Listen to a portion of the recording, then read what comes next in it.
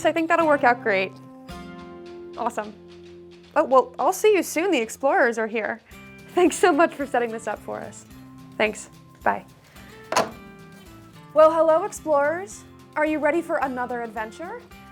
If you joined us for our last adventure, you learned there was another place we could go to learn about how resources, especially coal, make their way across Virginia to the coast.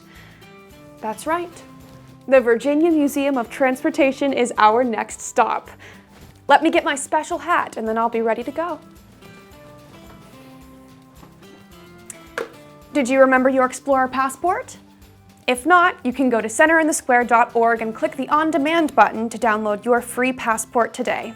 You can follow along with us as we explore. Don't forget, all you need to be a good explorer is the willingness to learn and imagination and the ability to ask questions. Ready to go?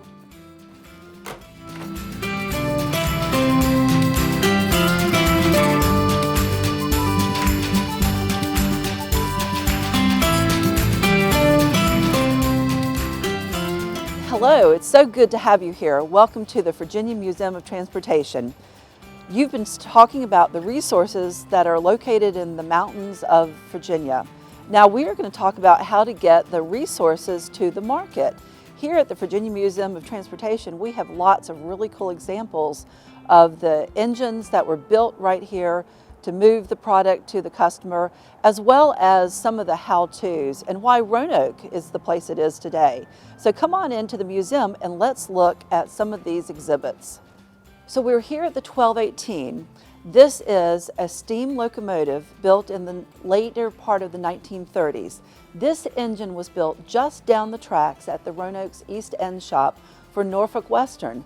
This was a very important steam engine that was built on a 2664 wheelbase that helped it carry the heavy loads of coal through the mountains and down to the valleys and through the terrain of the Commonwealth as it went to the coast. The 1218 is a very special engine, and it was part of a world-known, very impressive model that they created here in Roanoke. They also created the 611 and the 2156.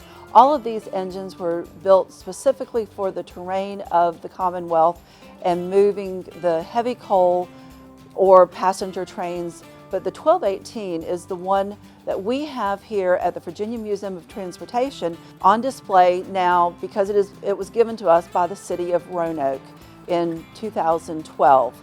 The 1218 moved coal for many, many years, and it not only moved the coal, but the steam is generated from the coal that is burned to make the steam move the train. So it's an important part of the story, moving the resources, but also using a little bit of coal in the process.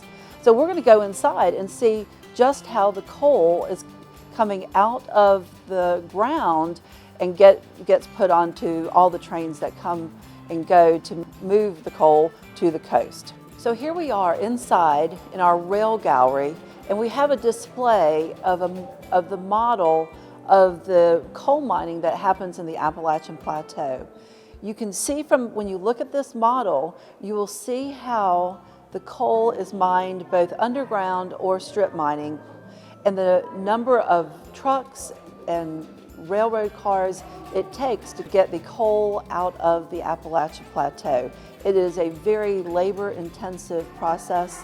It is very dangerous, and this work is done by many, many people working to get the coal, or black diamonds as it's called, out of the mountain. Now this is where the railroad comes in to be so important, because the value of the coal is only as much as the movement of the coal out of the mountains is possible. So in this model, we have the coal is being taken by little cars that are like little trains. They come out of the mountains and it comes down to the base where the coal is cleaned, and then it is loaded on the tracks.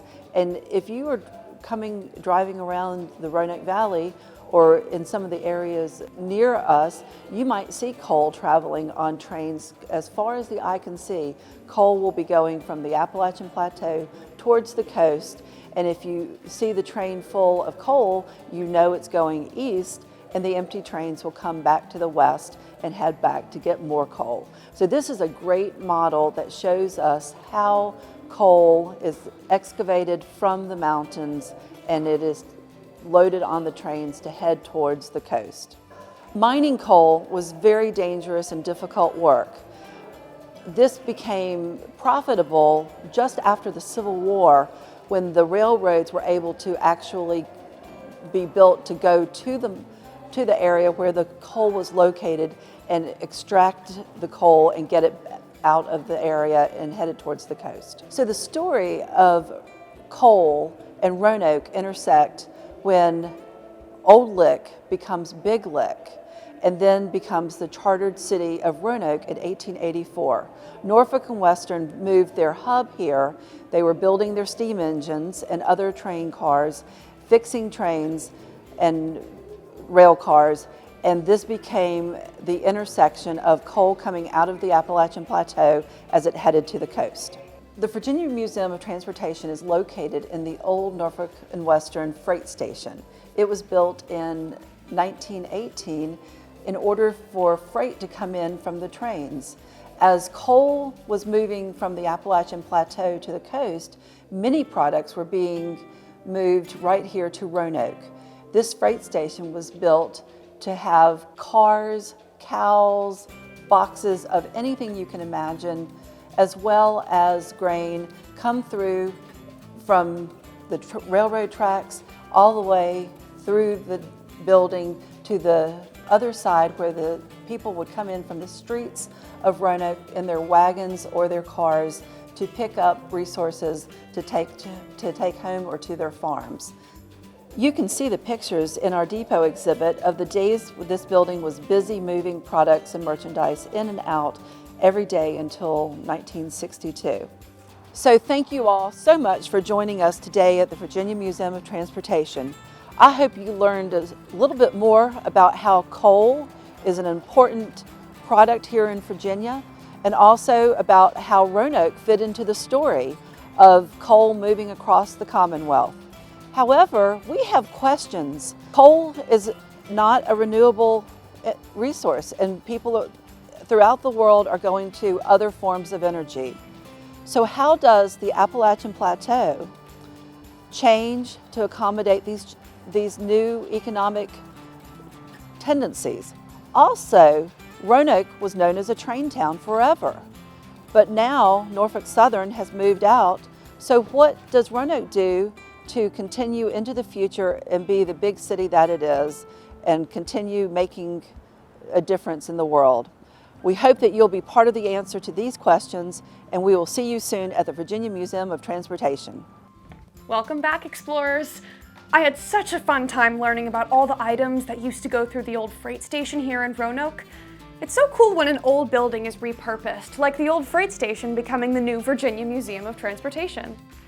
Remember to go to centerinthesquare.org and click on the On Demand button for your own Explorer passport. Special thanks to the Truist Foundation for making sure anyone who wants these passports can have them. Remember, always keep asking questions. I'll see you next time, explorers!